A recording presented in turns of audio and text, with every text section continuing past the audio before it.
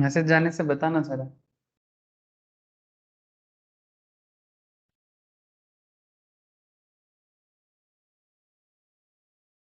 Start हो गया ना? रिकॉर्डिंग मैसेज मिला आप लोगों को? हेलो, क्या सर रिकॉर्डिंग मैसेज दिखाई दे रहा है क्या? Yes sir. ओके सर, ठीक है। ओके सर, चलो थोड़ा देरी हो गया। अच्छा, तो basically house property, income under the house property चल रहा है। इनकम टैक्स में हम लोग सैलरी जस्ट कंप्लीट किए हैं और हाउस प्रॉपर्टी कल स्टार्ट किया। 5 हेड्स में अभी बहुत बात बाकी है। जस्ट मैंने आपको हाउस प्रॉपर्टी के बारे में बताना चालू किया। जैसे कि कल भी मैंने आपको बताया था कि हाउस प्रॉपर्टी जो है ना सर, ये सेक्शन कहाँ से लेके कहाँ तक है बताओ? सेक्शन याद रखना है सर, ऐसे ही सेक्शन ऐसे याद रखना 22 से 27। 22 से 27, थैंक यू सर। 22 से लेके 27 तक का पूरा एरिया है जो हाउस प्रॉपर्टी डील करता है। ठीक है, जैसे सैलरी डील करता है सेक्शन 15 से लेके 17, उसी तरह से हाउस प्रॉपर्टी डील करता है 22 से लेके 27, 22 से लेके 27। अगर मैं धीरे धीरे डिटेल्स में तो बात करना चालू करूंगा। जैसे कल मैं आपको प्रोफार्मा दिखाया था, याद है? कल मैं आप लोगों के साथ प्रोफार्मा डिस्कस भी किया था। प्रोफार्मा क्या था? जैसे हाउस प्रॉपर्टी कैलकुलेशन करने के लिए जो फॉर्मेट होता है बेसिकली, ठीक है, वो फॉर्मेट मैंने बताया। और फॉर्मेट को बताते हुए मैंने कुछ इंपॉर्टेंट प्रोविजंस के बारे में भी बात की है ना सर? फॉर्मेट को बताते हुए मैंने कुछ इंपॉर्टेंट प्रोविजंस के बारे में भी आप लोगों के साथ डिस्कस किया। तो आज भी उसी डिस्कशंस में कंटिन्यूएशंस में रखना है सर, ठीक है? आज भी उसी डिस्कशंस को कंटिन्यू रखना है। और आज एक इंपॉर्टेंट बात में बात करना है। इंपॉर्टेंट बात क्या? जैसे कि आप लोगों को पता है ना कि लास्ट दिन मैंने जो बताया था, क्या बताया था सर? हाउस प्रॉपर्टी में ना एक जीएवी कैलकुलेशंस आता है ना, ग्रॉस एनुअल वैल्यू। एक एनएवी कैलकुलेशंस होता है, नेट एनुअल वैल्यू। ये जो जीएवी और एनएवी का खेल है, ये चक्कर क्या है? ठीक है, ये चक्कर समझेंगे, ठीक है। अच्छा, फिर मैंने ये भी आपको बताया था कि म्यूनिसिपैलिटी या गवर्नमेंट वैल्यूएशन कैसे करता है, इसका भी मैं आपको तरीका बताऊंगा। अच्छा ठीक है, वो तरीका मैं बाद में आता हूँ, ठीक है। लेकिन पहले मैं आपको, जैसे कि मैं आपको लास्ट दिन जो लिखाया था, आपके कॉपी चेक करो आप, आपको फॉर्मेट दिखेगा। फॉर्मेट मैंने शॉर्ट में लिखा है। यहाँ पर क्या किया, ये जो जीएबी कैलकुलेशंस का जो प्रोसेस है ना, इसको स्टेप बाय स्टेप यहाँ पर अलग से मेंशन किया है। बट मैं आपको जीएबी वर्किंग्स करके दिखाऊंगा, ठीक है, कि जीएबी कैलकुलेशंस होता कैसे है, ठीक है। ये जो स्टेप 1 2 3 4 देख रहे हो ना सर, अलग अलग स्टेप्स आप देख सकते हो। नॉर्मल कॉन्सेप्ट सेम है, बट आप कॉन्सेप्ट में ध्यान दो, आपको ऑटोमेटिकली ये समझ में आ जाएगा। जरूरी नहीं कि 4 स्टेप बोला है तो आपको भी 4 स्टेप करना है, आप 3 स्टेप में भी निकाल सकते हो, ठीक है।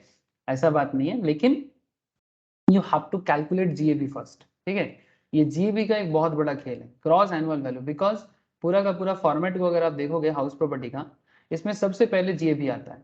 जो भी जीएबी होगा, आपका जो प्रॉपर्टी है, प्रॉपर्टी का जो ग्रॉस एनुअल वैल्यू होगा, ग्रॉस एनुअल वैल्यू से म्यूनिसिपल टैक्स को माइनस किया जाएगा। म्यूनिसिपल टैक्स माइनस करने के बाद net asset, net annual value आएगा। नेट एनुअल वैल्यू से डिडक्शन अंडर सेक्शन 24 दिया जाएगा, ठीक है। उसमें 30% ऑफ एनएवी स्टैंडर्ड डिडक्शंस है, 24 subsection A, and interest on borrowed capital, जिसके बारे में मैंने प्रीवियस लेक्चर्स में थोड़ा ज्यादा ही बात कर लिया, ठीक है। Interest on borrowed capital section 24 subsection B, वो माइनस करने के बाद जो अमाउंट होगा वो आपका इनकम फ्रॉम हाउस प्रॉपर्टी कहलाएगा।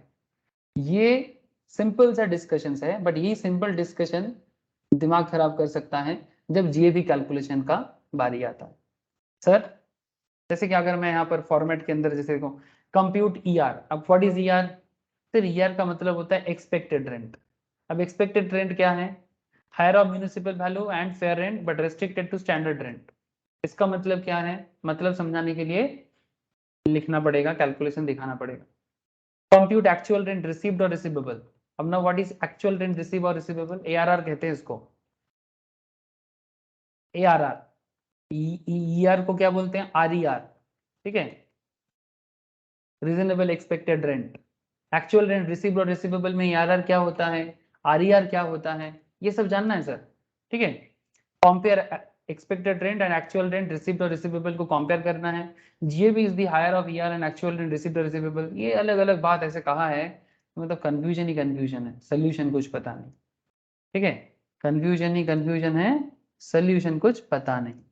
सोल्यूशन जब मिला तो उसके बाद हम लोग भी पागल हो गए। चलो अच्छा, तो फिर जीएबी कैलकुलेशन क्या है, किस तरह से है, थोड़ा बातचीत बढ़ाते हैं। चलो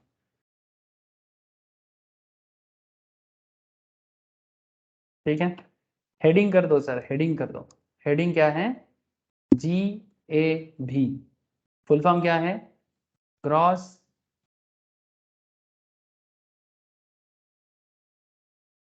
एनुअल। ओके, अब आपको एक इंटरेस्टिंग कहानी बताना सर, रियल लाइफ कॉन्सेप्ट, जो भी बात है रियल लाइफ होना चाहिए। मैं आपको कोलकाता का कुछ एरिया दिखाना चाहूँगा। अब आप ही लोग मुझे बताइएगा। जैसे ये कोलकाता का मैप मेरे सामने दिखाई दे रहा है सर, जितना पूरा ग्रीन एरिया के अंदर जो व्हाइट जोन दिख रहा है ना, ये कोलकाता है। ठीक है, greater Kolkata, mega city Kolkata, जो भी बोलो। ठीक है, जो मोटा मोटी इधर बारुईपुर से लेके, यहाँ बारुईपुर से लेके यहाँ पर गंगा किनारे किनारे कल्याणी तक पूरा स्प्रेड किया हुआ है सर, पूरा गंगा के दोनों साइड में।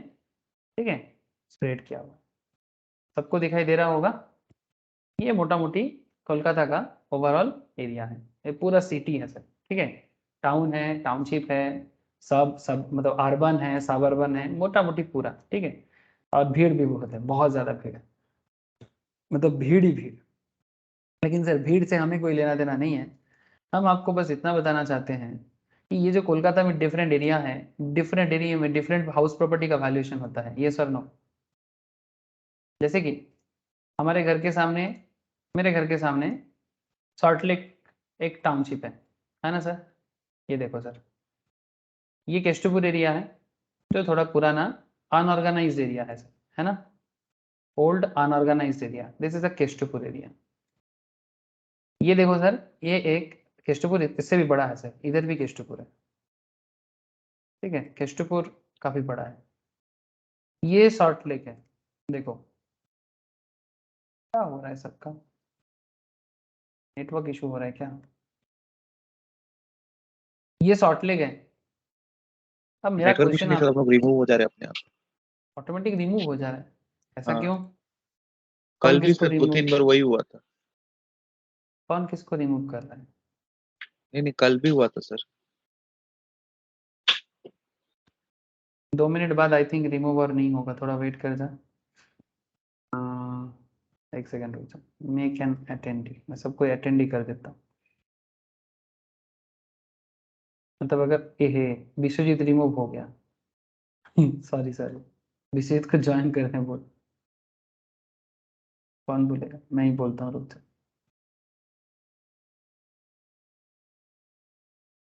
शिवम का प्रॉब्लम हो रहा है।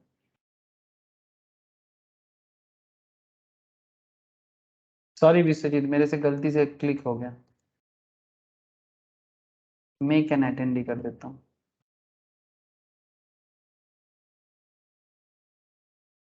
मेक एन अटेंडी कर देने से अगर कोई कुछ करता भी है ना तो भी ठीक हो जाता है, सुना हूं मैं ऐसा, पता नहीं।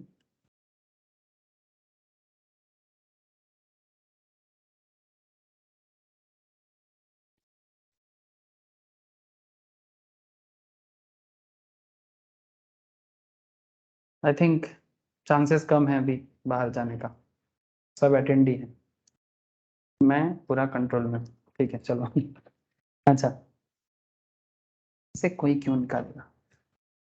तो क्या कहना कह रहा हूँ सर मैं आपको सॉल्ट लेक के बारे में बता रहा हूँ, मैं केस्टपुर बागुएटी के बारे में बता रहा हूँ। ठीक है, मुझे एक सिंपल सा चीज बताओ, सॉल्ट लेक में हाउस प्रॉपर्टी का वैल्यू हाई है कि केस्टपुर में हाई है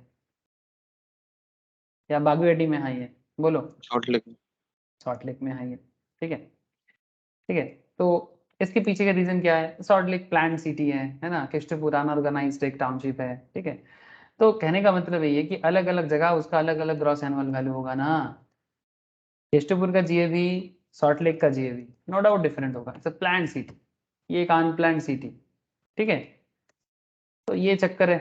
लेकिन केस्टपुर भी बीएमसी के अंडर आता है, विधाननगर म्यूनिसिपल, मतलब सॉल्टलेक तो बीएमसी है ही, विधाननगर म्यूनिसिपल, और केष्टपुर भी बीएमसी है सर, विधाननगर म्यूनिसिपल कॉर्पोरेशन। मैं सिमिलर लिया ना, सिमिलर क्यों लिया, क्योंकि सेम कॉर्पोरेशन के अंदर होना चाहिए, तो जाके क्या होगा, एनुअल वैल्यू का जो चक्कर है वो चक्कर समझ में आएगा। जैसे अगर मैं आपको कोलकाता में लेके आ जाता हूँ, कोलकाता में केएमसी है, कोलकाता म्यूनिसिपल कॉर्पोरेशन, इसमें भी डिफरेंट एरिया है ना। अब अलग अलग एरिया वाइज प्रॉपर्टी का वैल्यू भी अलग होता है, ठीक है, डिपेंड करता है आसपास का रोड स्ट्रक्चर, मेट्रो लाइन है कि नहीं है, ठीक है, तो सभी चीज डिपेंड करता है कि प्रॉपर्टी वैल्यू क्या होगा उसके पीछे, है ना, कितना ज्यादा एक्सेसिबिलिटी देता है कौन सा एरिया, बहुत सारा पैरामीटर काम करता है, ठीक है। लेकिन मैं आपको एक टेक्निक सिखाऊंगा, ठीक है, जिसमें आप किसी भी एरिया का प्रॉपर्टी वैल्यू कितना हो सकता है, मार्केट वैल्यू क्या हो सकता है, इसका एक बहुत इंटरेस्टिंग फैक्ट मैं आपके साथ डिस्कस करूंगा। लेकिन सर हम लोग इनकम टैक्स में ग्रॉस एनुअल वैल्यू सब गिवन रहता है, ठीक है, हमें तो house property income tax calculate करना है, हमें हाउस प्रॉपर्टी का टैक्स कैलकुलेट करना है, इसके साथ गवर्नमेंट का क्या रूल्स है, गवर्नमेंट कैसे वैल्यूएशन करता है, इसके साथ हमारा लेना देना ज्यादा नहीं रहेगा। बट फिर भी मैं आपको जस्ट आइडिया देने के लिए इतना सारा बात कर रहा था। तो चलो एक घर बनाते हैं,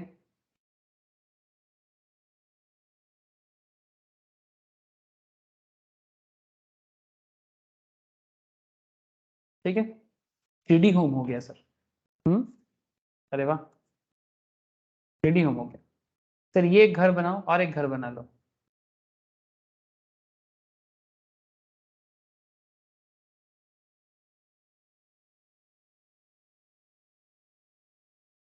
अरे वाह, ये भी बढ़िया हुआ, मैं तो आर्किटेक्ट बन गया सर। ये भी एक हाउस प्रॉपर्टी है, ये भी एक हाउस प्रॉपर्टी है सर, ये सॉल्ट लेक का हाउस प्रॉपर्टी है, और ये केष्टपुर का है।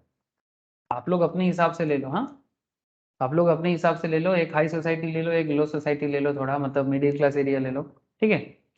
जब बैंक लोन पास करता है या फिर बैंक जब किसी कारण से कोई प्रॉपर्टी को मॉर्गेज करता है, तब भी वैल्यूएशन इसी तरह से देखता है। अब इनकम टैक्स डिपार्टमेंट इतना सारा मैटर आपको गिवन दे देता है, ठीक है, कि भाई ये हाउस प्रॉपर्टी सॉल्ट लेक में है, ये हाउस प्रॉपर्टी केष्टपुर में है, डिफरेंट टाइप ऑफ, और उसका जो वैल्यूएशन हो सकता है उसका भी एक आपको दे देता है। मैं यहाँ पर इसको मानो कि एक मंथली वैल्यू या एनुअल वैल्यू है, मैं इसको जस्ट इस तरह से आपको दे रहा हूँ, मानो कि सॉल्ट लेक का म्यूनिसिपल वैल्यू थोड़ा हाई कर देते हैं, सॉल्ट लेक में म्यूनिसिपल वैल्यू मानो 80,000 करके हैं, फेयर रेंट मानो सॉल्ट लेक का 85,000 करके हैं, और सॉल्ट लेक का स्टैंडर्ड रेंट मानो 82,000 करके, ठीक है, एक एनुअल रेट ले रहा हूँ, ठीक है, 80, 85 और 82, ये सॉल्ट लेक हो गया। सर केष्टपुर का थोड़ा क्या होना चाहिए, थोड़ा कम होना चाहिए, म्यूनिसिपल वैल्यू इसका 70 मान लेते हैं, इसका फेयर रेंट 75 मान लेते हैं, इसका स्टैंडर्ड रेंट 80 मान लेते हैं, ठीक है। सर ये डेटा हमसे क्या काम कराएगा, सर यही तो है जीएबी कैलकुलेशन करने का झमेला, ठीक है, आपको अलग अलग वैल्यू दे देता है। जैसे यहाँ पर क्या दिया देखो ना, कंप्यूट, ये देखो GAV is the higher of, क्या बता रहा है, रूल्स क्या बताता है, compare ER and actual rent, ठीक है, इसमें आपको ये सब झमेला लेना पड़ता है। ईआर क्या है, higher of municipal value, fair rent and standard rent. अब क्वेश्चन तो वही है ना सर, ये municipal value, fair rent, standard rent के बीच में कंपेयर करना है, और कंपेयर करके फिर जाके आप जीएबी कैलकुलेट कर सकते हो। अब अगर मैं आपको डायरेक्टली सिखाऊं, ज्यादा इधर उधर बात ना करके, मैं अगर आपको डायरेक्टली इस पॉइंट पे बात करूं कि भाई ये हाउस प्रॉपर्टी सॉल्ट लेक का है, ये केष्टपुर का है, हम लोग इसका आरईआर कैलकुलेट करके बताएं, क्या कैलकुलेट करके बताएं sir, are E are, full form क्या होता है, रीजनेबल, रीजनेबल एक्सपेक्टेड,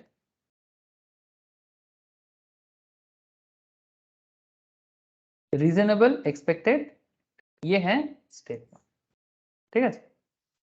अब ये रीजनेबल एक्सपेक्टेड रेंट कैलकुलेट करने के लिए हमें क्या करना पड़ेगा, म्यूनिसिपल वैल्यू और फेयर रेंट में कंपेयर करना पड़ेगा, take the higher, take the higher, ठीक है, इन दोनों में से जो हायर होगा subject to standard rent, subject to standard rent, मतलब दोनों में से जो लोअर होगा। मतलब इन सिंपल अगर कहा जाए तो 80 85 take the higher, which one is higher sir? 85 85 80 85 और 82 व्हिच इज लोअर? 85 और 82 में लोअर क्या है? 82। 82 तो फिर आरईआर हो जाएगा आपका 82, रीजनेबल एक्सपेक्टेड रेंट हो जाएगा 82। सिमिलरली केस्टोपुर का निकालो। स्टार्टिंग में थोड़ा सा कंफ्यूजन सर लगेगा। मतलब मीडियम वाला लेना है जो बीच में आता है। नहीं ऐसा नहीं है, जैसे बता रहा हूँ वैसा, बीच का जो है ऐसा थोड़ी ना है। 70 75 में हाईएस्ट कौन सा? मतलब 80 85 और 82 तो उसमें हो गया 82 ही तो बीच में आ रहा है। सर वो क्या आ रहा है उससे फर्क नहीं पड़ता, कभी अलग भी आ सकता है। मैं अभी आप लोगों के दिमाग में पजल भरूंगा, थोड़ा वेट कर जा, अभी पजल करूंगा पूरा। 70 75 में compare municipal value with fair rent, point to be noted. 75 compare municipal value with fair rent, take the higher, subject to 75 standard rent. 70 75 में higher is 75, take the higher subject to standard rent, मतलब which is lower. तो 75 और 80 में lower क्या हुआ? 75 75, तो are is 75। अब आप बोलोगे लेकिन सर यहाँ पर देखो, यहाँ पर तो स्टैंडर्ड रेंट आर हो गया, बट यहाँ पर तो फेयर रेंट आर हो गया, मतलब का मतलब ऐसा नहीं है। विश्वजीत बात समझ में आ रहा है कि नहीं? सर यहाँ पे तो मिडिल वाला हुआ 75 बीच में आ रहा है, हाँ 70 ये और 80 के 75 बीच हुआ, में। लेकिन इसका थोड़ी ना बीच वाला हुआ यहाँ, इसका तो लास्ट वाला आंसर है। नहीं यहाँ पे तो बीच वाला 80 और 85 के बीच में 82 है। 80 और 85 के बीच में 82, वैसा कहाँ सोचने के लिए बोला मैंने? वैल्यू में बोल रहे हैं, वैल्यू अरे में दोनों के वैल्यू में बीच क्यों में। बोलेगा? म्यूनिसिपल वैल्यू मतलब जो म्यूनिसिपल ने बता के रखा है, ठीक है। फेयर रेंट का मतलब होता है कि जो उस एरिया का अभी फेयरली चल रहा है, ठीक है, और स्टैंडर्ड जो होना चाहिए, स्टैंडर्ड मतलब जो होना चाहिए। लेकिन इसका हिसाब क्या होता है, आरईआर का क्या मतलब है, थोड़ा समय दो सर, जैसा बता रहा हूँ वैसा सुनना, ज्यादा दिमाग मत लगाना, क्योंकि टैक्स क्या है, दिमाग लगाने का सब्जेक्ट नहीं है, टैक्स लॉ है, रूल्स का कौन सब्जेक्ट है ये, एज पर रूल चलना होगा। मैं आपको वही समझाने का कोशिश कर रहा हूँ जो रूल्स में बोला गया है। एक्सपेक्टेड रेंट कैलकुलेट कैसे किया जाता है? एक्सपेक्टेड रेंट कैलकुलेट कैसे किया जाता है? Higher of municipal value and fair rent but restricted to standard rent. यही मुझे आपको समझाना पड़ रहा है और कुछ नहीं। जीएबी कैलकुलेट करने का 3 4 स्टेप्स होता है, मैं आपको 4 स्टेप में नहीं लेके जाऊंगा, 3 स्टेप में ही बता दूंगा। लेकिन आप मुझे एक चीज बताओ, ये जो स्टेप 1 है इसमें आपको आरईआर कैलकुलेट करना है, ये जो ईआर है इसको आरईआर भी कहते हैं, रीजनेबल एक्सपेक्टेड रेंट, ठीक है। Expected rent equals to higher of municipal value and fair rent but restricted to standard rent. मतलब आपको क्या करना है, म्यूनिसिपल वैल्यू फेयर रेंट में कंपेयर करो जो भी आपको गिवन रहेगा क्वेश्चंस में, जैसे यहाँ पर मैं मान के चल रहा हूँ 80,000 85,000, जो भी गिवन रहेगा म्यूनिसिपल वैल्यू फेयर रेंट में take the higher subject to standard rent. मतलब अगर स्टैंडर्ड रेंट लोअर है, स्टैंडर्ड रेंट और इनके बीच में जो हायर है, जो लोअर होगा उसको लेना है, जो लोअर होगा उसको लेना है। जैसे यहाँ पर स्टैंडर्ड रेंट लोअर हुआ तो वही हो गया मेरा आरईआर। इस केस में 70 75 take the higher subject to standard rent, जो लोअर है 75 और 80 में लोअर क्या है 75, so 75 is the RER. Expected rent RER हो जाएगा। रीजनेबल एक्सपेक्टेड रेंट इस तरह से कैलकुलेट किया जाता है। This is the step 1, this is the step 1 of GAV. GAV calculation करने का ये स्टेप 1 है sir, please try to understand. और भी डिटेल्स में बात करता हूँ, लेकिन थोड़ा सा पेशेंस चाहिए आप लोगों का। अब ये यहाँ पर आप लिखो, स्टेप 1 का कैलकुलेट कैसे किया मैंने, compare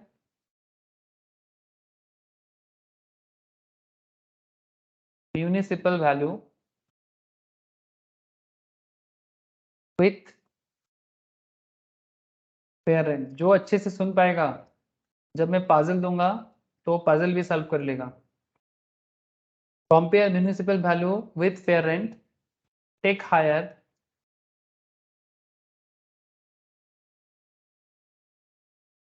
higher one subject to standard, subject to standard rent, ये स्टेप 1 का कॉन्सेप्ट है। जैसे कि आपने यहाँ पर दो निकाला, एक शॉर्ट लेग वाला हाउस प्रॉपर्टी का और एक केस्टपुर वाला हाउस प्रॉपर्टी का। नाउ अब क्या है, अब थोड़ा आगे बढ़ना है। जैसे मानो कि सिमिलर क्वेश्चंस को ही मैंने मूव ऑन कर रहा हूँ सर। म्यूनिसिपल वैल्यू मान के चलते हैं, केस्टपुर वाला जो प्रॉपर्टी था उसी का मैं थोड़ा सा कंटिन्यूएशन सोचता हूँ। म्यूनिसिपल वैल्यू मानो 75, अच्छा ठीक है, न्यू है सर, ठीक है, कोई न्यू कॉन्सेप्ट है। म्यूनिसिपल वैल्यू 75 है, फेयर रेंट बता दिया आपको 80, स्टैंडर्ड रेंट बता दिया आपको 90। नाउ टेल मी आरईआर क्या होगा? 80। क्लियर है सबको? 75 80 में हायर, 80 और 90 में लोअर। 75 क्या कॉन्सेप्ट काम कर रहा है? आरईआर 80, आरईआर 80, 75 80 में हायर लो, इस हायर हायर के साथ स्टैंडर्ड रेंट को कंपेयर करो, take the lower, take lower, इन दोनों के बीच में यही कॉन्सेप्ट काम करता है सर, ठीक है। तो आपका स्टेप 1 क्या आ गया? आपका स्टेप 1 क्या आ गया सर, बोलो? 80, ठीक है, आपका स्टेप 1 आ गया 80।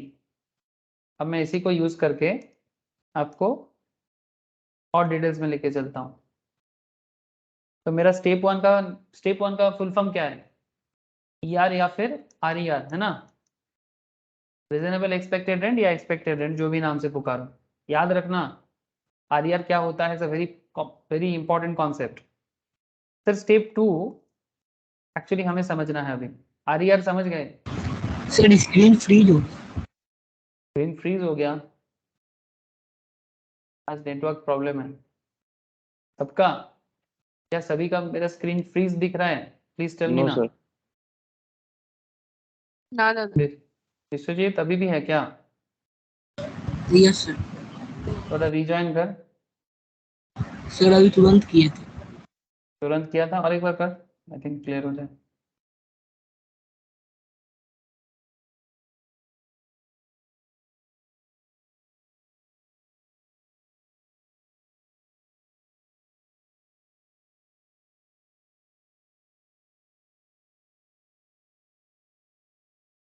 ठीक है, यस सर।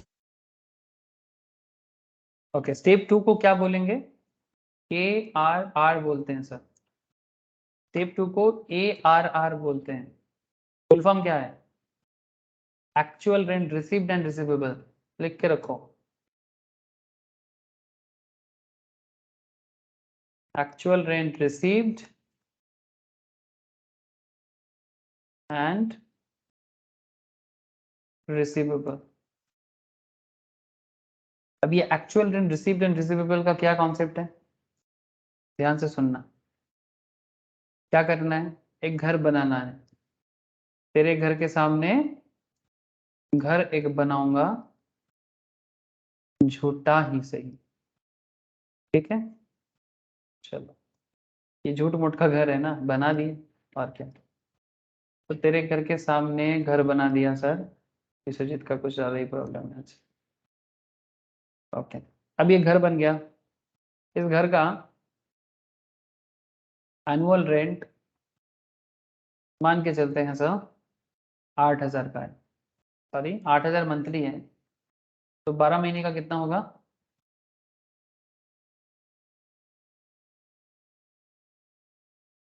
बोलो सर। 8,000 अगर 96,000। मंथली है तो 96,000। Thank you sir.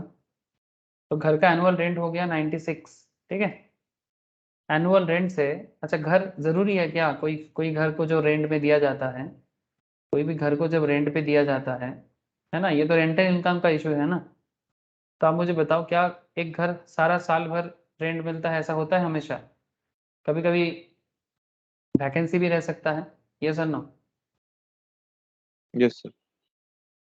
और कभी कभी ऐसा भी होता है ना कि आपने घर घर को भाड़े पे दे दिया, बट अभी भी आपको कुछ महीने का घर का भाड़ा बाकी रह गया हो, अनरियलाइज्ड। ऐसा भी होता है।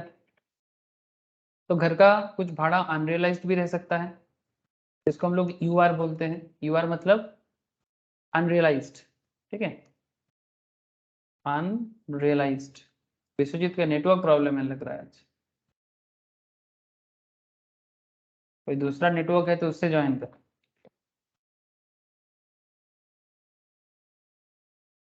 तो अनरियलाइज्ड यहाँ पर मैं मान के चलता हूँ कुछ है नहीं, कुछ वैकेंसी भी ले लेता हूँ सर,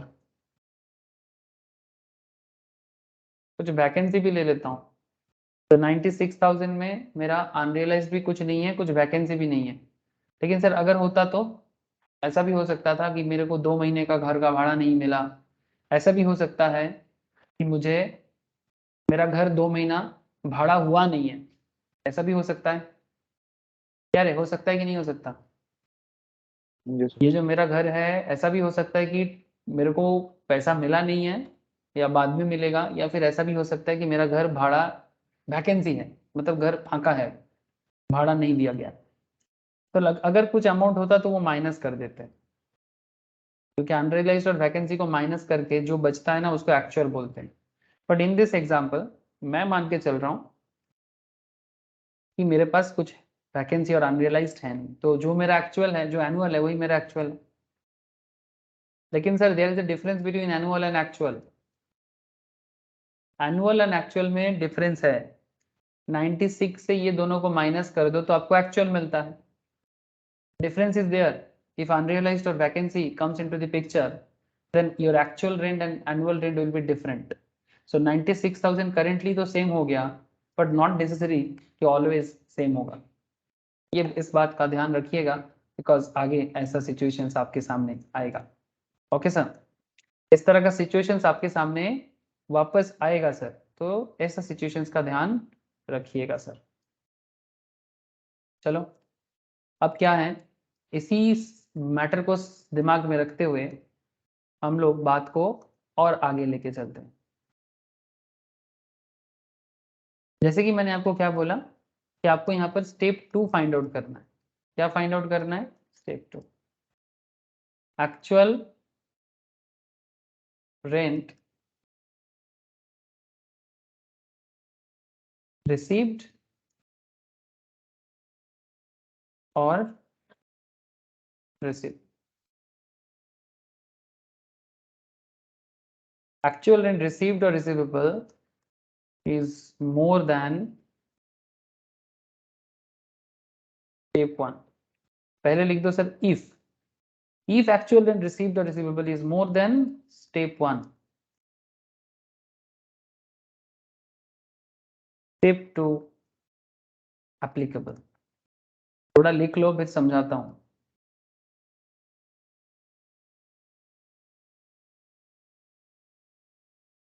क्या लिखा sir? If actual rent received और receivable is more than step 1, step 2 applicable.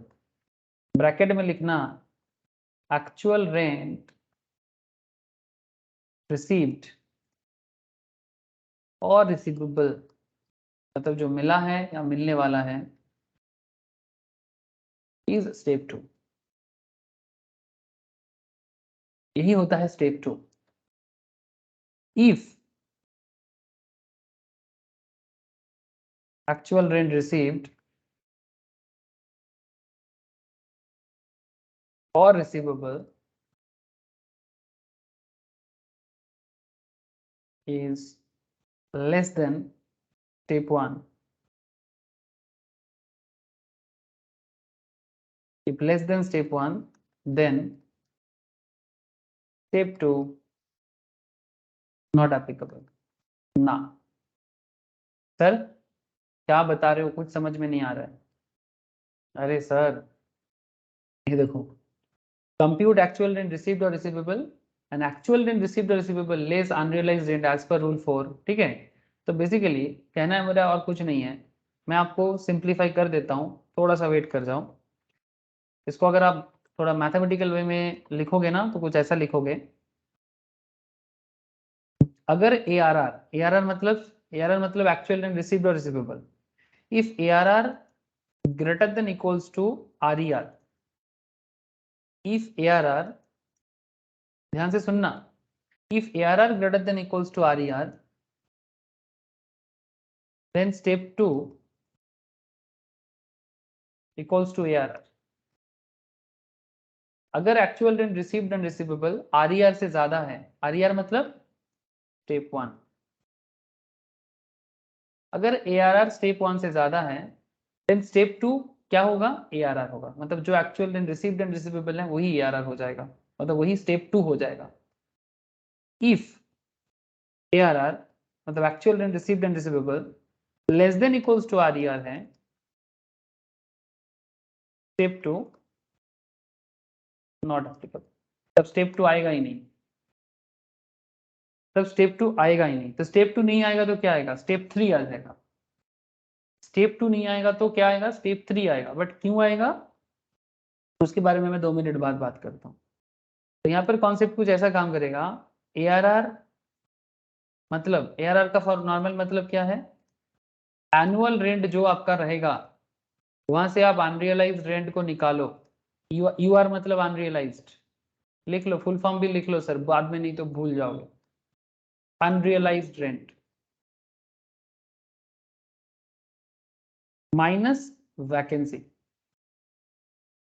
Annual rent से अनरियलाइज्ड माइनस और वहां से वैकेंसी माइनस, तो आपको एक्चुअली ARR मिलता है। और ये ARR, ये जो भी ARR आपको मिलेगा, ये अगर स्टेप 1 से ज्यादा है तो स्टेप 2 आएगा, और अगर ये RER से कम है मतलब स्टेप 1 से कम है तो स्टेप 2 में नॉट एप्लीकेबल हो जाएगा। अब इसको थोड़ा सा आगे समझाता हूँ, एग्जाम्पल भी कराता हूँ सर, तो आपको ज्यादा क्लैरिटी मिलेगा। अभी भी बात आपको क्लियर तो नहीं हुआ, मैं जितना समझ पा रहा हूँ आप लोगों का मन, ठीक है, आप लोगों के मन में क्या चल रहा है मैं समझ सकता हूँ सर। मेरे को फीलिंग आ रहा है कि आप लोगों के मन में ना दुविधा है, कंफ्यूजन है। स्टेप 3 लिखो, फिर कंफ्यूजन दूर करने का काम करूंगा। सर स्टेप 3 में क्या है, सर मैंने जैसा एग्जांपल आपको बना के दिया था कि हम लोगों ने एक घर लिया था जिसका एनुअल रेंट है 8,000 करके, 12 महीने का, 12 मंथ्स का, 96,000 का, है ना सर, 8,000 करके 12 मंथ्स का, 96,000 का, जिसमें हमारा वैकेंसी स्टार्टिंग में नहीं था, बट अब मुझे वैकेंसी लेना है। मतलब ये जो मैंने स्टार्टिंग एग्जांपल क्रिएट किया था इसमें मैंने वैकेंसी नहीं लिया था, बट मैं अभी वैकेंसी लेने वाला हूँ। मतलब मैं अभी ऐसा मान रहा हूँ सर, ऐसा एजम्पशन ले रहा हूँ कि वैकेंसी है। एक्चुअली क्यों स्टेप 3 तभी आता है सर जब वैकेंसी होता है, और वैकेंसी के कारण जब स्टेप 2 नहीं आता है तभी स्टेप 3 आता है। बात को प्लीज फिर से सुनिए, if there is a vacancy and due to vacancy, if step 2 not comes into the picture, then step 3 applicable. लिखा दूंगा, डोंट वरी। सो वैकेंसी कितना दिन का है, 3 मंथ का। अच्छा 3 मंथ का वैकेंसी में लॉस कितना होगा बताओ,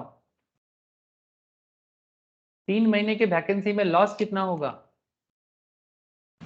24,000। 24,000। 8,000 करके भाड़ा है, 3 महीना भाड़ा नहीं मिलेगा तो आपको लॉस हो जाएगा ना, तो आपको 24,000 का लॉस हो जाएगा। तो लॉस हो जाएगा तो आपका एक्चुअल क्या हो जाएगा,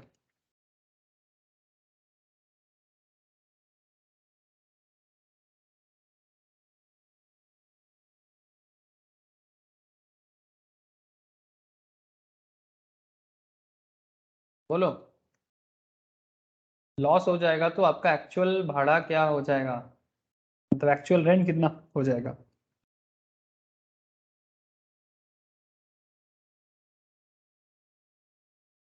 बोलो सर बोलो, चुप क्यों हो? सर 72,000। 72,000 सर, एक्चुअल रेंट हो गया मेरा 72,000। Now point to be noted sir, point to be noted my Lord, annual और एक्चुअल अलग हो गया इधर, लेकिन 2 मिनट पहले एनुअल और एक्चुअल सेम नहीं था। एनुअल 96 था, एक्चुअल भी 96 था, बट इस बार देखो एनुअल 96 है बट एक्चुअल 72 है। फर्क समझ में आ रहा है? तो अब यहाँ पर पिक्चर में स्टेप 3 का एंट्री होता है। तो स्टेप 3 का एंट्री एक्चुअली हमें क्या सिखाता है वो देखो। जब पिक्चर में स्टेप 3 आता है ना, तो उसके पीछे का रीजन क्या चलता है। अच्छा, हम लोगों ने जो एग्जाम्पल स्टार्ट किया था उसमें स्टेप 1 क्या था मेरा, इसमें मेरा स्टेप 1 कितना आया था रे? 75, 80, 90 के बीच में स्टेप 1 था 80, है ना? तो in this example step 1 equals to 80, that is RER। Step 2 क्या होगा और स्टेप 3 क्या होगा?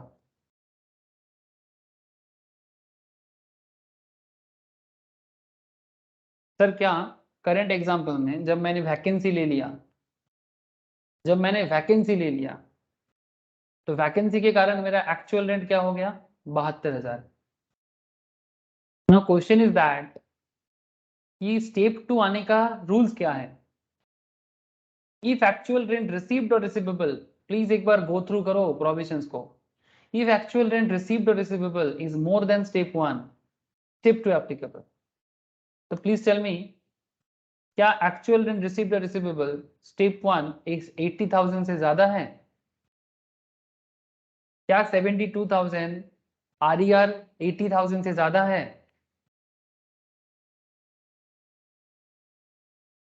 अरे बोलो ना, कौन सा रॉकेट साइंस समझा यस रहा सर हूँ ज्यादा है। आपको? और एक्चुअल रेंट ज्यादा है या स्टेप 1 ज्यादा है?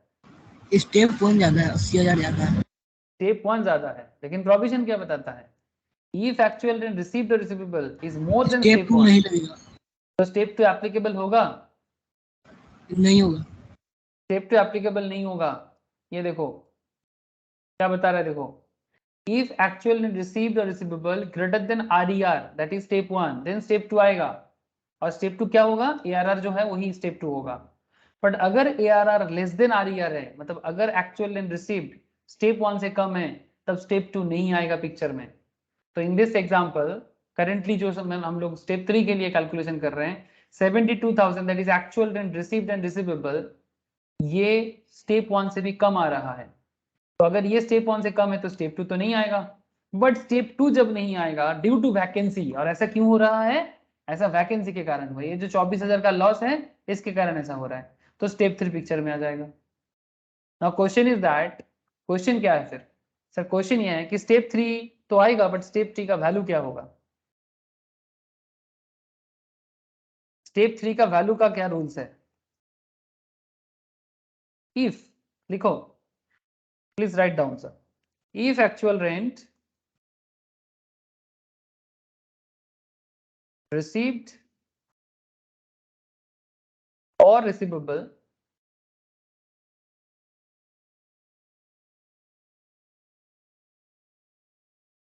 is less than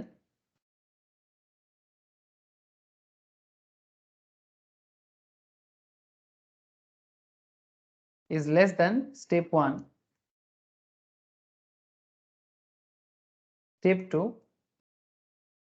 not applicable. But if such a decline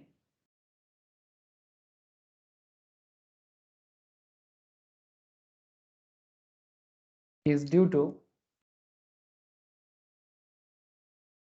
vacancy, such a decline is due to vacancy and not by any other factor, not by any other factor, मतलब दूसरा कोई such reason नहीं के है। बाद क्या था? सच If actual and received or receivable is step less than step 1, step 2 not applicable. But if such a decline, decline मतलब कम हो जाना, ठीक है, ये जो एक्चुअल रेंट का जो कम होना, अगर ये डिक्लाइन होना 96 से 24,000 लॉस के कारण हुआ है, और ये लॉस क्यों हुआ है? वैकेंसी के कारण हुआ है। If such a decline is due to vacancy, and not by any other reason, not by any other reason, अगर दूसरा कोई कारण नहीं है या एनी अदर फैक्टर लिखो, एनी अदर फैक्टर लिखो,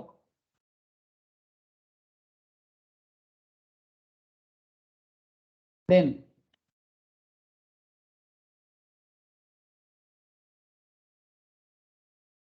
step 3 come into picture.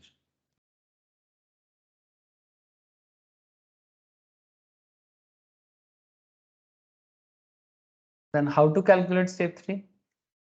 FAQ. How to calculate step 3? ये FAQ है. Compare, लिख लो, compare annual rent, जैसे बता रहा हूं ऐसे ही कंपेयर करना सर, नहीं तो ना गड़बड़ हो सकता है. Compare annual rent with step 1, take higher and deduct loss due to vacancy,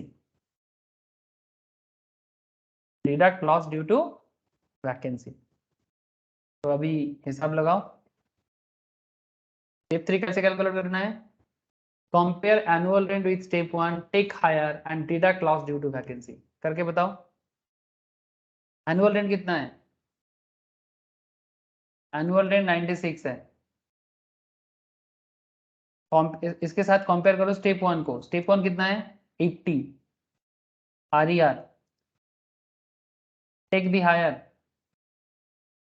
take the higher, higher कौन सा है? 96 एंड माइनस कर दो वैकेंसी लॉस को 24. तो 96 माइनस 24 इक्वल्स टू 72. सर कभी कभी ना ऐसा भी कोई कोई सोचता है फिर तो एक्चुअल रेंट ही तो मेरा स्टेप 3 होगा. सर ऐसा हमेशा होगा ऐसा जरूरी नहीं है. आपको एज पर दी स्टेप चलना है. जैसे मैं लिखा रहा हूं ऐसा ही आपको सोचना है. ज्यादा दिमाग लगाने जाओगे फंसोगे. तो स्टेप 3 कितना हो जाएगा? 72,000. बोलो समझ में आया? बोलो सर समझ में आया कि नहीं आया अभी तक? स्टेप 3 तब आता है जब ARR स्टेप 2 में नहीं आता है. और क्यों नहीं आता ARR स्टेप 2 में? बिकॉज वैकेंसी के कारण एक्चुअल रेंट कम हो गया है. और due to vacancy actual rent कम हो जाता है और वो स्टेप 1 से भी कम हो जाता है, तब पिक्चर में स्टेप 3 आता है. स्टेप 3 कैसे कैलकुलेट करना है? Compare actual rent with RER, compare actual rent, compare actual rent with RER, take higher 96 and 80, take higher 96, minus कर दो loss due to vacancy, that is 24,000. So 96 minus 24 is 72 and this 72 is a step 3. This 72 is a step 3. Please sir tell me, यहाँ तक clear है? अभी तक का बात clear है? बताओ. Any doubt? अभी तक कोई डाउट मन में है? ऐसा लग रहा है सर अभी भी डाउट नहीं आया, बट अभी भी ना कुछ समझ में नहीं आ रहा है हो क्या रहा है. सर कुछ नहीं हो रहा है. हाँ गाना गाओ, ये क्या हो रहा है भैया, ये क्या हो रहा है. ठीक है, कुछ नहीं हो रहा है भैया, कुछ नहीं हो रहा है. ये तो GAV कैलकुलेशन का प्रोसेस चल रहा है. आप जो भी मन में सोचना है सोचो, कुछ भी फर्क नहीं पड़ता. बट 2 मिनट बाद आपको खुद GAV कैलकुलेशन करना समझ. ये जो स्टेप्स यहाँ पर बता रहे हैं ना, ये स्टेप्स आप ऐसे ही बोलोगे. नेक्स्ट सर ये तो हो गया स्टेप 3, लेकिन आपने एक चीज नहीं बताया. क्या नहीं बताया बोलो तो? मैंने आपको ये नहीं बताया कि अगर वैकेंसी है वो तो समझ में आ गया, बट अगर अनरियलाइज्ड रहा तो क्या होगा? अगर अनरियलाइज्ड रहा तो क्या होगा, बोलो सर।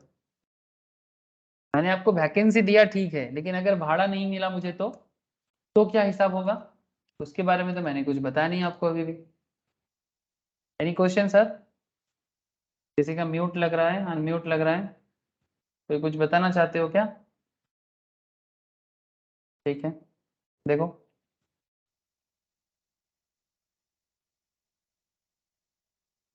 2 मिनट बाद क्वेश्चन करने दूंगा, सही जवाब आना चाहिए। म्यूनिसिपल वैल्यू 70 है, फेयर एंड मेरा 75 है, स्टैंडर्ड एंड मेरा 85 है। बताओ सर स्टेप 1 क्या होगा?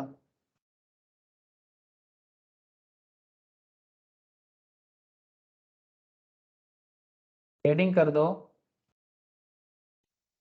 हेडिंग कर दो, if there is a vacancy as well as unrealized rent।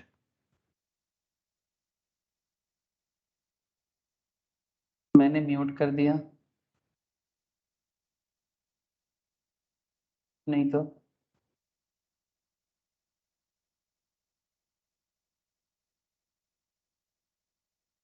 हाँ ठीक है। हाँ बोल, शिवम आवाज आ रहा है अभी? सर अब अनम्यूट हो रहा है, जब से अनम्यूट ही नहीं हो रहा अच्छा तो फिर मेरे से कुछ प्रॉब्लम होके रखा था क्या? था। हाँ, वहां से वो गोल सा सिंबल दिखा रहा था। डिसेबल माइक हो गया होगा। ठीक। If there is a vacancy as well as unrealised rent, ये बेसिकली हम लोग ये चक्कर समझने चाहते हैं। मतलब मेरा घर का भाड़ा नहीं हुआ है और मेरा घर का भाड़ा मुझे मिला भी नहीं है, अगर दोनों एक साथ आ जाए तो क्या चक्कर है सर? ये भी एक चक्कर है। स्टेप 3 पार्ट 2, स्टेप 3 पार्ट 2 मतलब ये भी स्टेप 3 का ही एक अनदर पार्ट है, बट ये पार्ट 2 है। मतलब कभी ऐसा होगा कि आपको अनरियलाइज्ड और वैकेंसी दोनों एक साथ नजर आ जाए, ठीक है? नजर में रहते हो पर नजर नहीं आते, मतलब दोनों आपके नजर में रहेगा, लाइक अनरियलाइज्ड भी है और वैकेंसी भी है, दोनों एक साथ, तो क्या हौच-पौच हो जाएगा क्या? अरे नहीं सर, इसका भी एक तरीका है, तरीका समझो। एनुअल रेंट, अच्छा आप बताओ मुझे हिसाब क्या है हमारा? 8,000 करके भाड़ा है, 12 महीने का, कितना दोगे एनुअल? 96 सर। अच्छा वैकेंसी 3 महीने का था, वही रख लेते हैं, 24,000। तो लॉस है ना मेरा ये। अच्छा अनरियलाइज्ड रेंट मतलब जो भाड़ा मुझे अभी तक मिला नहीं, मिल सकता है, अनरियलाइज्ड रेंट लॉस नहीं बोल सकते। अनरियलाइज्ड भी मान लेते हैं 24,000 का, तो एनुअल है 96 का, वैकेंसी है 3 महीने का, अनरियलाइज्ड है 24,000 का, तो हाथ में कितना आया?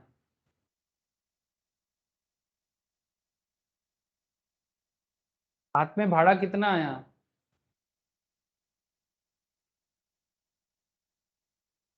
अरे बोलो। 48।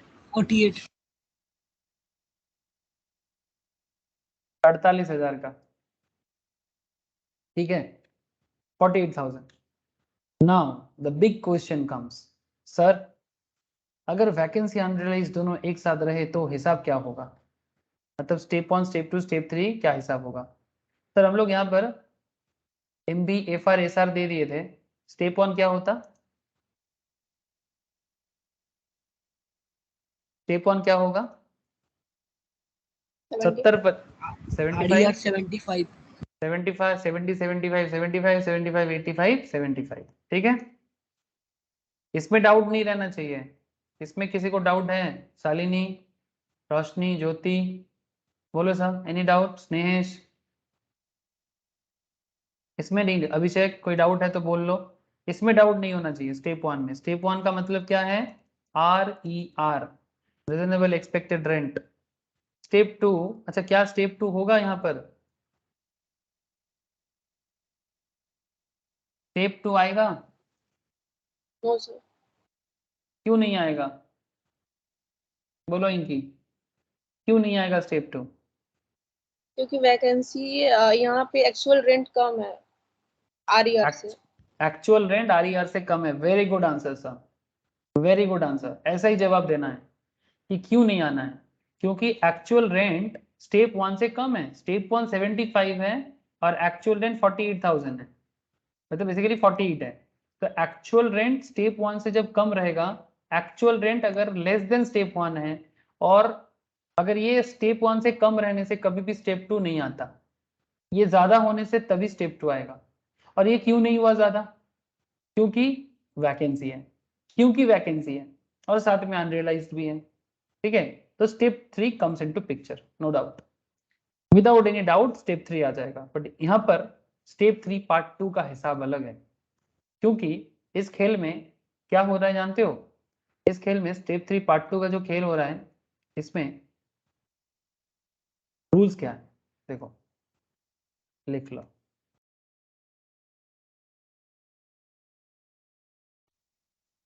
If there is, you are लिख रहा हूं मैं अनरियलाइज्ड को, हाँ, if there is unrealised with vacancy, then unrealized rent will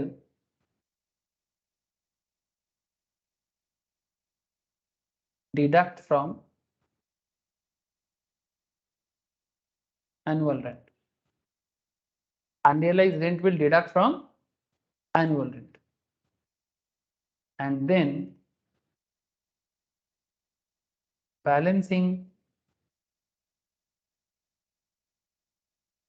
amount compare with step 1. Take higher and deduct loss due to vacancy.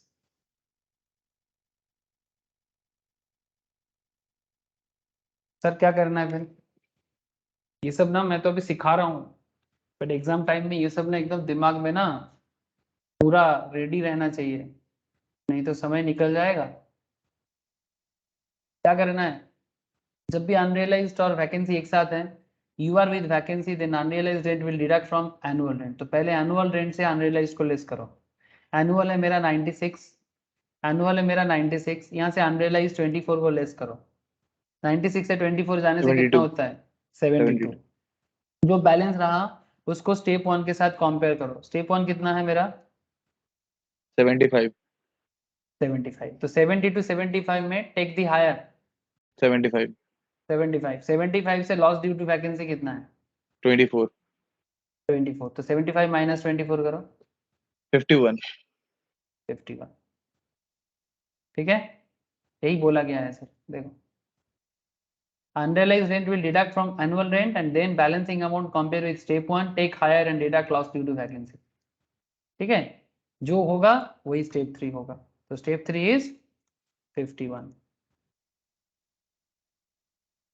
कैसे आया 51?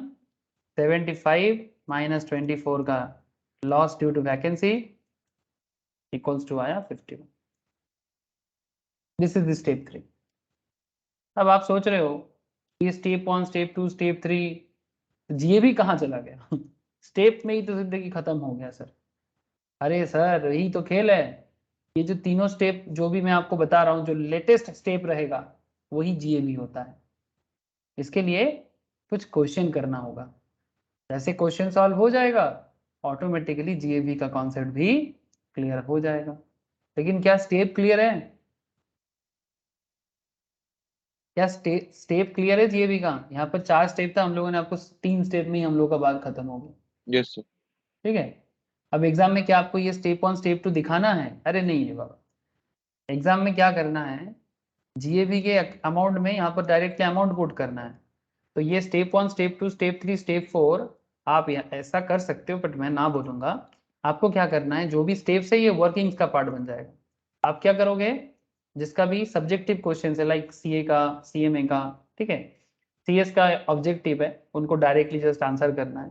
तो वर्किंग नोट में क्या करना है आपको, GAP का वर्किंग नोट बोल के वर्किंग नोट 1 2 3 जो भी रहेगा वहां पर आप अपने हिसाब से स्टेप कैलकुलेट कर लो और यहाँ पर आके अमाउंट को पुट कर, ठीक है, यही कॉन्सेप्ट है ना।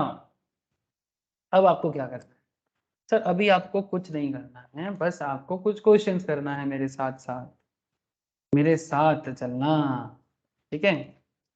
जैसा अगर ये जवाब जो लोग दे पाएगा वो समझ लो कि हाउस प्रॉपर्टी में उनका ग्रिप एकदम पक्का हो गया, क्योंकि यही हाउस प्रॉपर्टी का सबसे झमेला वाला जगह है। उसके बाद हाउस प्रॉपर्टी में ज़्यादा कुछ है नहीं सर, एक इंटरेस्ट का एरिया थोड़ा झमेला करता है और ये GAP कैलकुलेशन थोड़ा झमेला करता है। सबसे मतलब स्मॉलेस्ट चैप्टर में से एक है, 5 हेड में से सबसे छोटा में से एक है सर। अदर सोर्स भी थोड़ा छोटा है और हाउस प्रॉपर्टी भी थोड़ा छोटा चैप्टर में आता है। बड़ा क्या क्या है, सैलरी बड़ा है, कैपिटल गेन बड़ा है, BP भी बड़ा है, ठीक है। लेकिन किंतु परंतु छोटा है पर धमाका है हाउस प्रॉपर्टी, छोटा है पर धमाका है। क्यों धमाका, क्यों सर? सर इसीलिए धमाका ना, देखो कितना सारा चीज इधर से उधर पजल कर रहा है। अब देखो मैं आपको थोड़ा सा प्रॉब्लम में डालना चाहूंगा, ठीक है, कैसे प्रॉब्लम में डालोगे चलो हम भी देखते हैं। कुछ क्वेश्चंस का जवाब दो तो मैं भी समझूं कि आप लोगों का कॉन्सेप्ट क्लियर है। 1 मिनट रुक जाओ, अभी देता हूँ क्वेश्चन। चलो क्वेश्चन लिखना चालू करो मेरे साथ साथ। अगर स्टेप क्लियर हो गया चारों, मतलब 4 बोलो या 3 जो भी बोलो आप, 3 स्टेप में बेसिकली बताया आपको, तो स्टेप क्लियर है तो आंसर भी क्लियर है। Calculate GAP example. पहले मैं थोड़ा इजी दे रहा हूँ, हाँ चलो।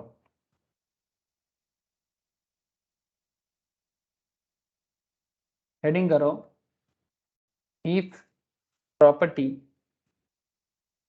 Is let out throughout the previous year but entire rent could not be collected।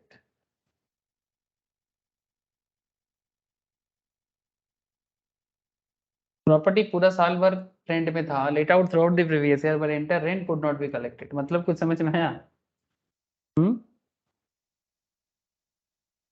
इसका मतलब अनरियलाइज्ड है ना। अरे लैंग्वेज पढ़ना समझना है ना, लैंग्वेज को तो रीड करना है, यही तो है क्वेश्चंस में, और क्या करना पड़ता है। तो सर यहाँ पर मैं एक हाउस प्रॉपर्टी नहीं 4-5 हाउस प्रॉपर्टी ले लेता हूँ, X Y Z A B, 5 property है। पांचों प्रॉपर्टी का municipal value MV, municipal value, fair rent FR, SR standard rent, ठीक है।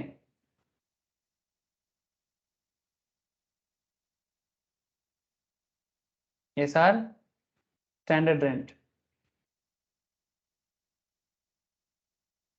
And UR that is unrealised rent. Question के स्टार्टिंग में क्या बोला, प्रॉपर्टी पूरा साल भर रेंट पे रहा है फिर भी कुछ रेंट कलेक्ट नहीं हुआ है, ये है आपका सिचुएशन। अब अमाउंट भी दे दिया आपको, जैसे इसका दे दिया 60, ठीक है, लिखो सर, हाँ 60, इसका दे दिया 64, एक सेकेंड एक सेकेंड थोड़ा गलत लिखा, काट दो सर। इसका भी 60, इसका भी 60, इसका भी 60, इसका 112, इसका 112 म्यूनिसिपल वैल्यू, ठीक है। अब कोई मत ये मत पूछना कि म्यूनिसिपल वैल्यू अलग अलग क्यों होता है, मैं शुरू में ही ये सब स्टोरी सुनाया आपको। Short lake, new town, केष्टपुर, Baguiati, पूरा कोलकाता घुमाया, कोल्लानी से लेके बारुईपुर तक। तो ये सब मत पूछना म्यूनिसिपल वैल्यू अलग कैसे हो गया, जगह के ऊपर, फैसिलिटी के ऊपर वैल्यूएशन हो जाता है। फेयर रेंट 68, 68, 68, 117, 117, 170, ठीक है। Standard rent 62, 62, 70, 115, 150, okay. Annual rent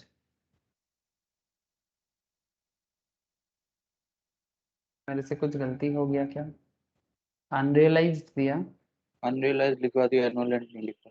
annual rent नहीं दिया। एक काम करो, रुको, 60 ये सही है, जितना किया उतना सही है। रुको, एक जाओ, रुक जाओ, रुक जाओ। एनुअल रेंट देना क्या पड़ेगा सर, एनुअल रेंट के बाद अनरियलाइज को दे देना सर, सॉरी, एनुअल रेंट दे दो।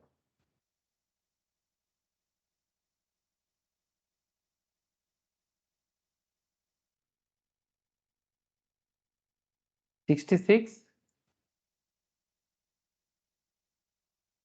66, 72, 120, 110 और अनरियलाइज दे दो अभी। You are 2, 2, 5, 50। करना क्या है,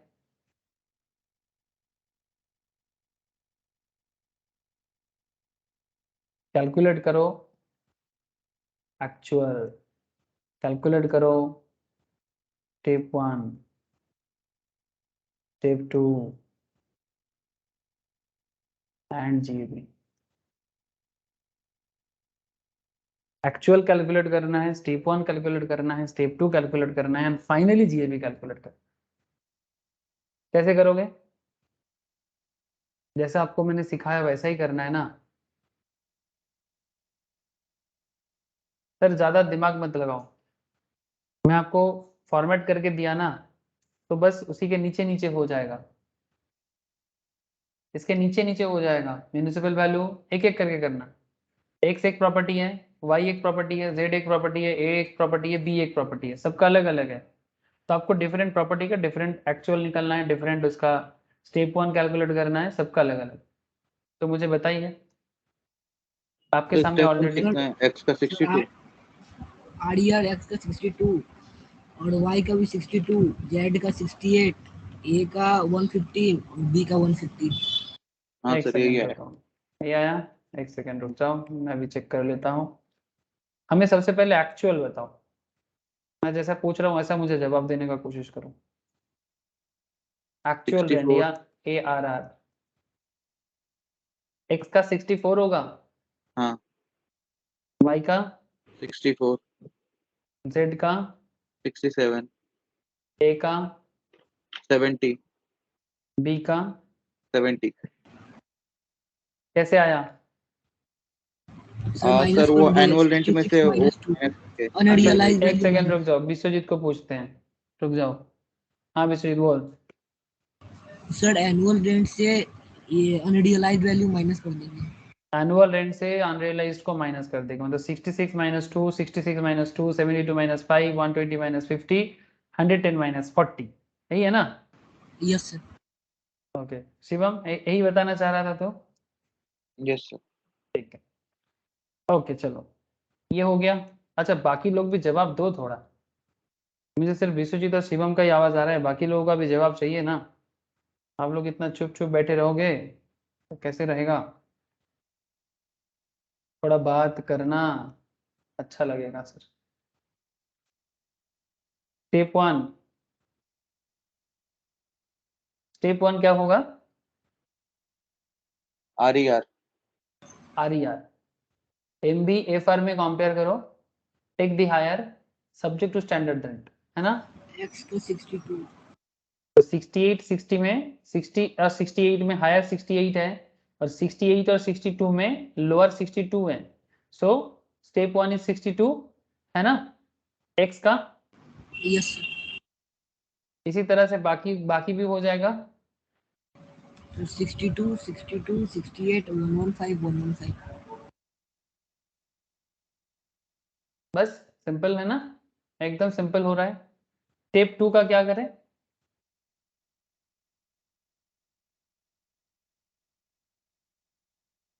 स्टेप 2 का क्या करें? स्टेप 2 का मतलब होता है ARR, मतलब actual and received and receivable. Step 2 आएगा, पहले 2 में आएगा सर। स्टेप 2 आएगा। स्टेप 2 आएगा मतलब मैं समझा नहीं। मतलब स्टेप 2 फर्स्ट 2 में आएगा, बाकी सब में not applicable. Sir first x और two वाई में। में आएगा। एक्स और वाई में आएगा, बाकियों में नहीं आएगा। क्यों? रूल क्या कहता है? सर सर क्योंकि और सब में स्टेप 2 आरईआर हायर होना बड़ा है। चाहिए स्टेप 1 से। ओके सर, मतलब अगर ARR मेरा, अगर मेरा एक्चुअल रेंट, ये जो मैंने, इसीलिए मैंने स्टार्टिंग में आपको एक्चुअल रेंट कैलकुलेट करना सिखाया, इसीलिए आपने पहले ही कैलकुलेट कर लिया। 64 अगर स्टेप 1 से बड़ा है तो स्टेप 2 आएगा, ठीक है। मतलब अगर एक्चुअल रेंट स्टेप 1 से बड़ा है तो स्टेप 2 आएगा। तो 64 यहाँ पर एप्लीकेबल है। सेकंड में भी सेम कॉन्सेप्ट है, 64 62 से बड़ा है तो 64 आएगा। बट उसके बाद देखो खेल चेंज हो गया, 67 68 से छोटा है, 77 115 से छोटा है, 70 115 से छोटा है, तो ये बाकी चीज में क्या हो जाएगा? नॉट एप्लीकेबल हो जाएगा, है ना। लेकिन there is a question, sir तो क्या स्टेप 3 आएगा?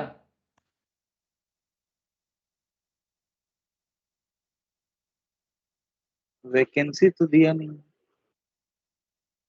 वही तो पूछ रहे हैं आपसे। नहीं आएगा, वैकेंसी होता तभी तो आता है ना सर, दोनों तक। यस सर, स्टेप 3 तब आता है पिक्चर में जब वैकेंसी के कारण ऐसा होता है। मतलब स्टेप एक्चुअल रेंट तुम कम क्यों हुए? क्योंकि वैकेंसी है। लेकिन क्या इस क्वेश्चन में वैकेंसी है सर? वैकेंसी कहीं पर दिख रहा है आपको? No sir. वैकेंसी नहीं है। अगर ये वैकेंसी के कारण ये होता है ना तो स्टेप 3 पिक्चर में आता है, but in this question vacancy नहीं है, तो फिर स्टेप 3 पिक्चर में नहीं आएगा। तो फिर रिजल्ट क्या है? तो फिर रिजल्ट क्या है? सर बाकी लास्ट के 3 में जीएबी स्टेप 1 ही हो जाएगा। जो लेटेस्ट है वही जीएबी है हमारा। देखो मजा देखो सर, जो लेटेस्ट है वही जीएबी है। इसका लेटेस्ट क्या है? 64, तो यही जीएबी है। इसका लेटेस्ट क्या है? 64, यही जीएबी है। इसका लेटेस्ट 68, इसका लेटेस्ट 115, इसका latest 115। This is the gross annual value of this question, जिसके लिए आप सबको ही मेहनत करना पड़ेगा। बस जीएबी कैलकुलेशन हो जाए, वहां से म्यूनिसिपल टैक्स जो भी क्वेश्चंस में रहेगा वो माइनस हो जाए, तो नेट एनुअल वैल्यू आ जाए। नेट एनुअल वैल्यू से डिडक्शन दे दो और interest on borrowed capital sir की एक दे दो। स्लाइड दिखाएगा। स्लाइड दिखाएं, रुक जाओ, देखो।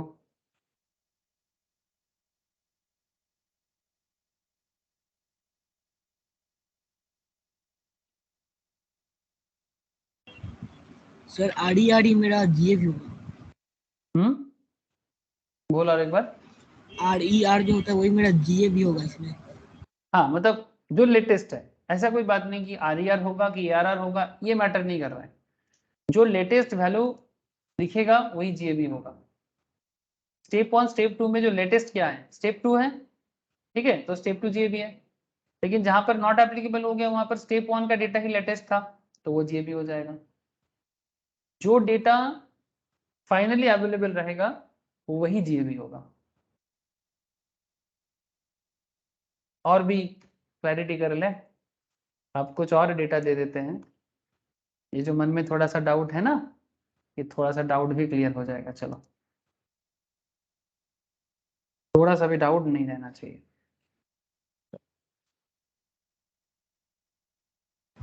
सर एक वैकेंट वाला। हाँ, if the property remains vacant and the entire rent is not collected,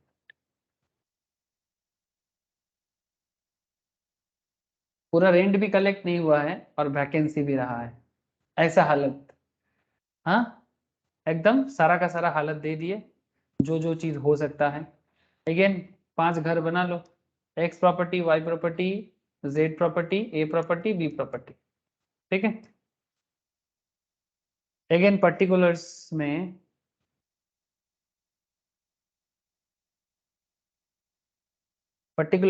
M भी दे दो, मतलब म्यूनिसिपल वैल्यू दे दो, एफ आर दे दो, M V, F R, S R. अच्छा एक बार देखना सर, क्वेश्चन में हमेशा ऐसा जरूरी नहीं कि आपको एकदम सीरियली देगा, चेंज करके भी दे सकता है। एनुअल रेंट दिया है, और एनुअल रेंट और एक्चुअल रेट में फर्क देखिएगा।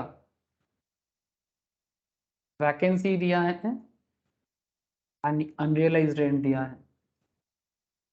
एक्स का 140, 180, 180, 140 231, इसका 145, 185, 185, 145, 262, 142, 175, 175, 142 एंड 241। सर वैकेंसी दे दो। नहीं, क्या गड़बड़ कर दिया मैंने, फिर से गड़बड़ कर दिया सर। ये स्टैंडर्ड रेंट का डेटा है, ये स्टैंडर्ड रेंट का डेटा है। हाँ, एनुअल रेंट का दो पहले, फिर वैकेंसी देना। एनुअल रेंट का दे दो 168, 168, 168, 168, 252।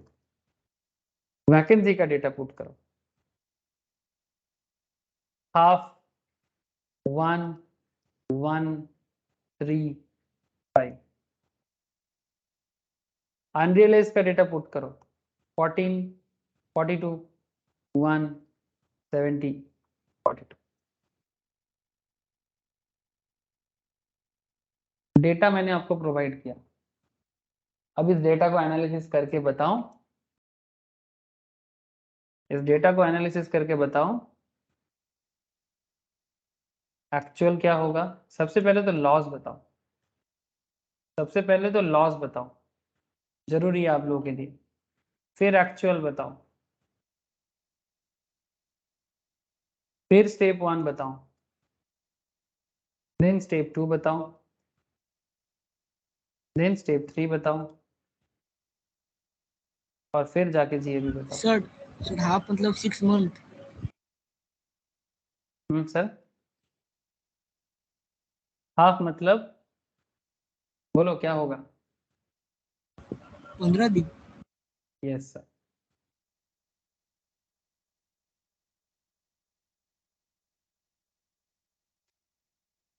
.5 months।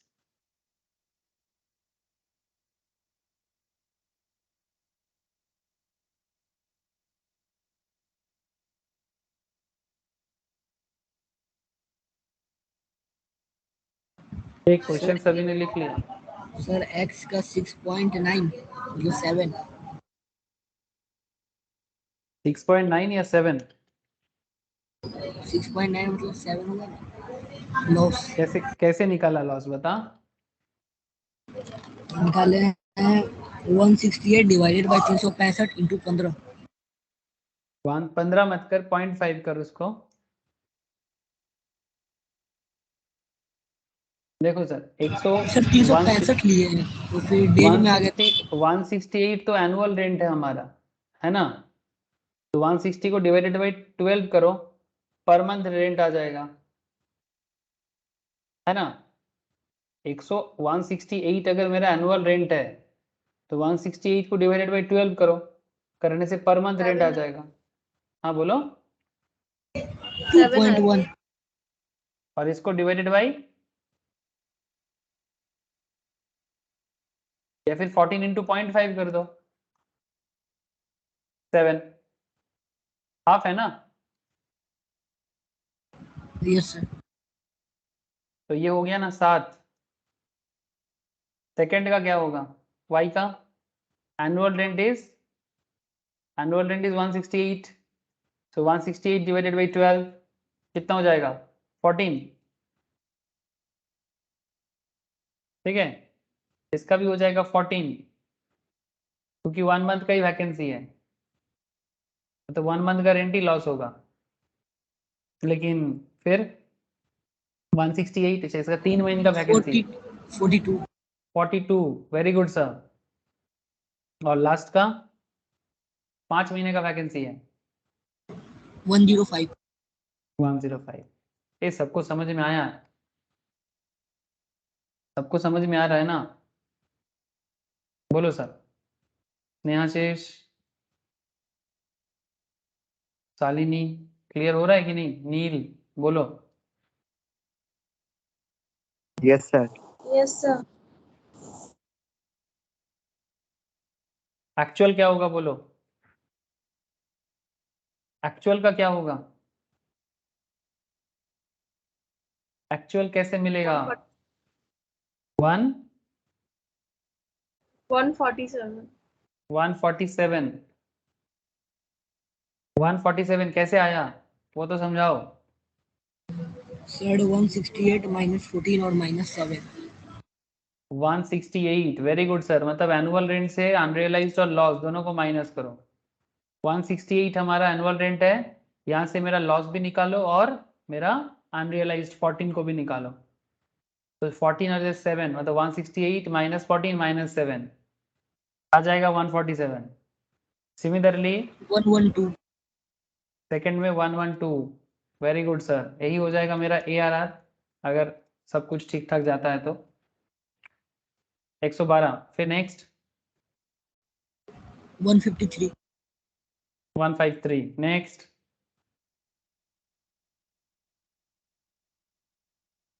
एनुअल से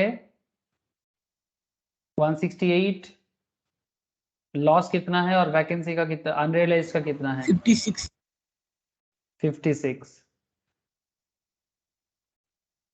नेक्स्ट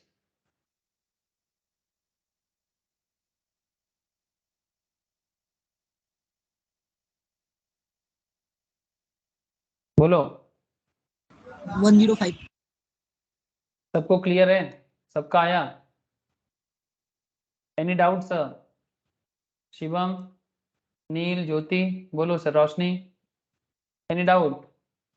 एनुअल इज 252, 250 से आप 5 मंथ्स का लॉस को जो है उसको माइनस करो 105 और 42 को माइनस करो जो आपका वैकेंसी का है, तो आपका आ जाएगा 105।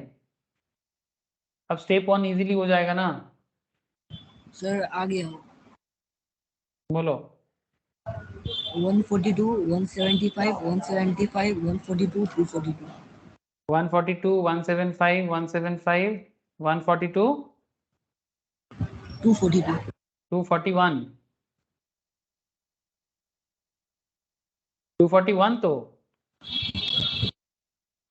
यस सर 241 241 ये तो पता ही है क्या करना है। म्यूनिसिपल और फेयर रेंट में कंपेयर करो, take the higher subject to standard, ठीक है, इजीली आ जाएगा। स्टेप 2 का क्या करें ये बताओ। स्टेप 2 का क्या करें? ARR अगर स्टेप 1 से ज्यादा है तो स्टेप 2 होगा, और ARR अगर स्टेप 2 से कम है और वैकेंसी है तो बोलो। सिर्फ एक X का होगा स्टेप 2। यस सर सिर्फ एक्स का होगा 147। लेकिन नेक्स्ट देखो ARR कम है, स्टेप 1 ज्यादा है। ARR कम है, स्टेप 1 ज्यादा है, लेकिन ये क्यों हुआ है? वैकेंसी है ना यहाँ पर, वैकेंसी भी है और अनरियलाइज्ड भी है, तो कैसे कैलकुलेट करोगे? Step 3 part 2, step 3 part 2, if there is unrealized with vacancy then unrealized rent will deducted from annual rent। Unrealised को एनुअल से लेस करो, बैलेंस अमाउंट को स्टेप 1 के साथ कंपेयर करो, हायर को लो और लॉस को बात करो, तब आएगा।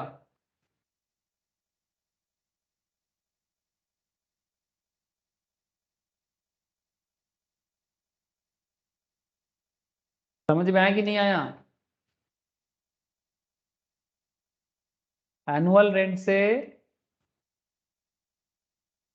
लेस करो अनरियलाइज्ड को, ठीक है, बैलेंस जो होगा कंपेयर विथ स्टेप 1,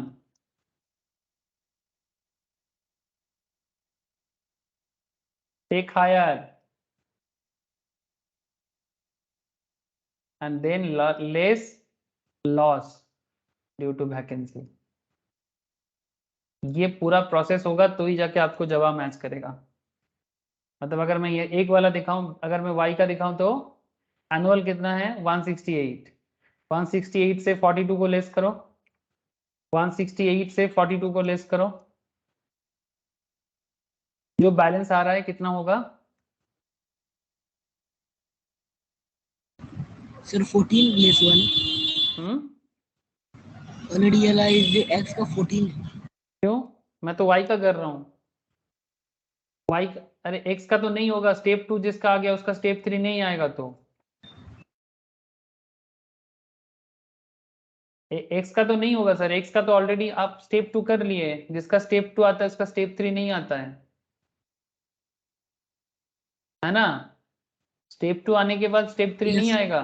स्टेप 3 तो तभी आता है जब स्टेप 2 नहीं आता है, और वो भी इसलिए नहीं आता है क्योंकि लॉस ड्यू टू वैकेंसी रहता है। लॉस के कारण ही तो ऐसा हुआ है। तो 168 से सर बोलो। स्टेप 3 y का 161, स्टेप 3 y का 161, थैंक यू। z भी 161, z भी 161, थैंक यू। a 100 a का 100 और b 178।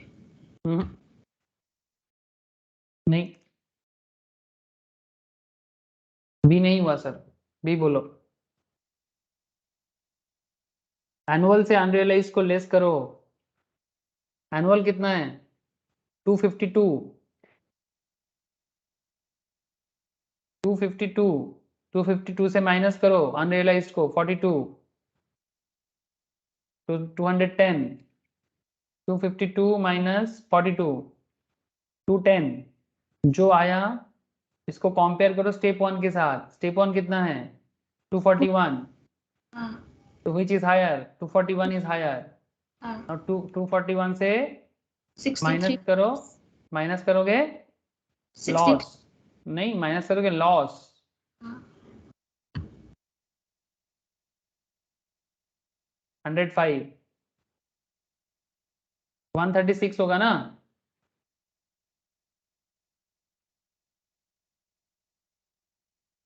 बोलो, कंफर्म करो सर। 136 आया? Yes sir. कैसे आया, समझ में आया? वो सर मैंने वैकेंसी 3 मंथ्स का ही कैलकुलेट करके रखा था। गलत हो गया था, सिली मिस्टेक। नाउ तो स्टेप 3 हो गया। अच्छा मैंने यहाँ पर थोड़ा गलत लिख दिया। क्या गलत लिखा बोलो तो? ये तो स्टेप 2 नॉट एप्लीकेबल है ये सब में, और यहाँ पर स्टेप 3 नॉट एप्लीकेबल है, बट बाकी एप्लीकेबल है, लाइक 161, 161, 100 एंड 136। सर किसी को कोई भी डाउट है स्टेप 3 कैलकुलेशन में? विश्वजीत, शिवम, नील, शालिनी, ज्योति, रोशनी, Yes, sir, clear. नया से क्लियर सबको? हाँ सर। जो लेटेस्ट है वही आपका जीएबी है sir. Yes, sir. which is latest is the GAV।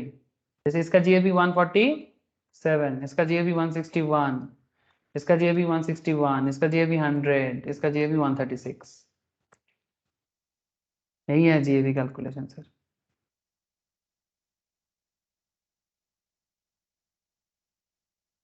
एक होमवर्क दे रहा हूँ, घर पे ट्राई करना।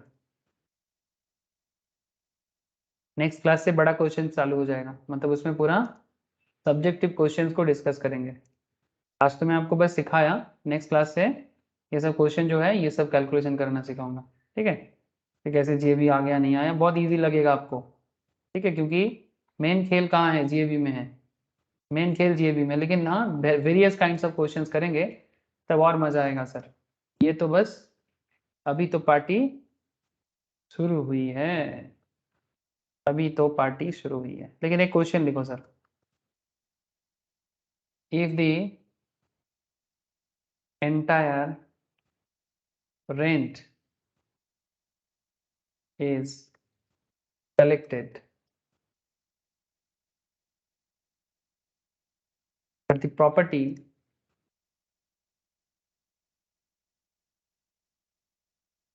remains vacant. If the entire rent is collected but property remains vacant, अगर ऐसा हुआ तो क्या करें?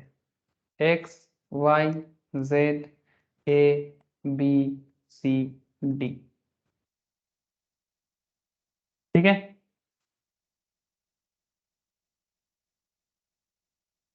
एम भी, F R, S are, annual rent A R, vacancy unrealised. Amount put करो सर, 60। मैं नीचे नीचे पुट कर रहा हूँ। सर एंटायर बोलो। रेंट पेड हो गया है, एंटायर रेंट तो पेड हो गया तो ऑलरेडी अलाइव नहीं है। हाँ सर वही, लेकिन मैं दे दिया। अब देखो क्या करते हैं, अनरियलाइज्ड एक्चुअल में नहीं है। 60, 65, 59.5, 72, 1 nil, 61, 66, 59, 57, 1.5 nil, Z 60, 64.5, 63, 72, 5 nil, property A 80, 78, 85, 72, 3 nil, property B 80, 78, 76,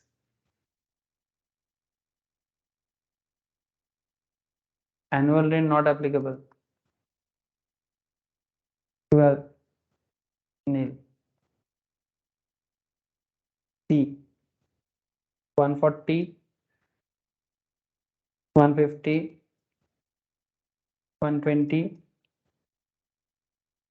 96, 10 nil, property D 140, 150, 120, 144, 10 nil. Calculate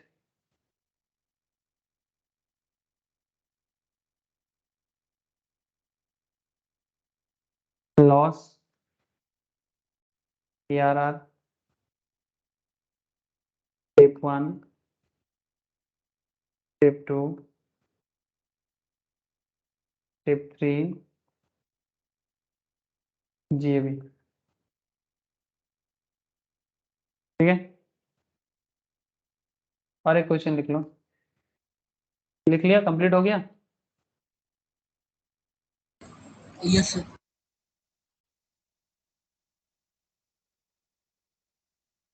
अब दो क्वेश्चन लिख लो, थोड़ा इजी दे रहा हूँ। प्रॉपर्टी लिख लो, A B C D E, M भी F R S are,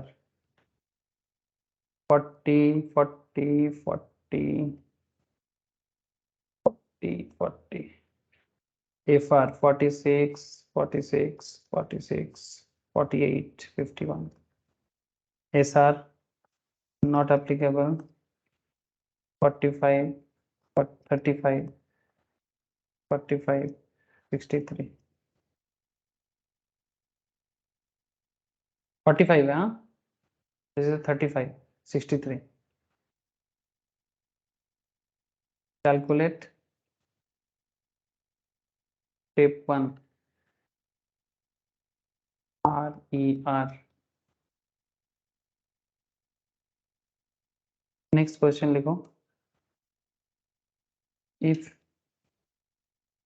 property is laid out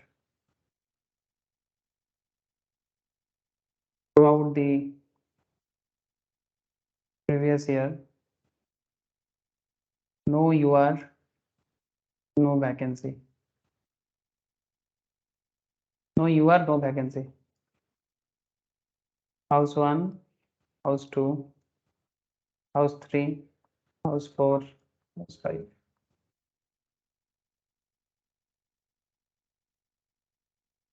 MV, FR, SR, annual rent. 105, 107, not applicable. 102, 105, 107, 88, 110. 105, 107, 88, 85. 105, 107, 135, 112. 105, 107, 135, 96. Calculate